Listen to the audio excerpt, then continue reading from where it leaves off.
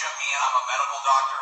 I'm an ophthalmologist who specializes in ocular inflammation and immunology. I'm a former medical editor that knows how to read the medical science. I read more than the titles and the abstracts. I look at the methodologies.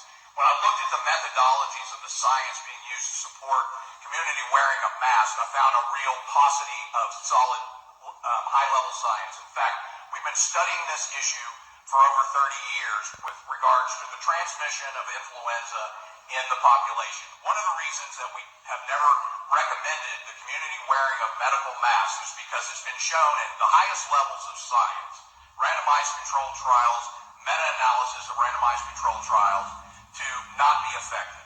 That hand washing, social distancing, masks add almost nothing to that equation.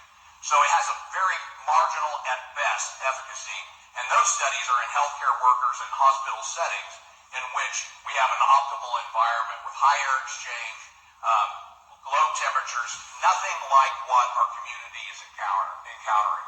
Now, in general, I think we should always resist medical mandates. We don't need lawmakers intruding upon the medical decision-making that should be left between a patient and a doctor after fully informed consent.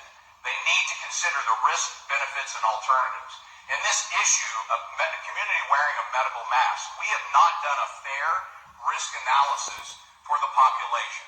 We have not informed them that the mask can block arterial oxygen, can block oxygen intake significantly. That's been demonstrated in experiments all over the world. It's been studied in surgeons in an optimal environment where there's a higher level of oxygen in the operating suite, high air exchange.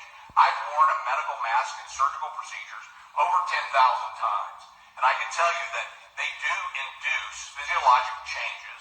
I'll start to develop a tremor after about 30 minutes of mask wear in that high air exchange, higher oxygen level, cool environment. Imagine what untrained members of our community are doing when they are wearing them in the Oklahoma summer.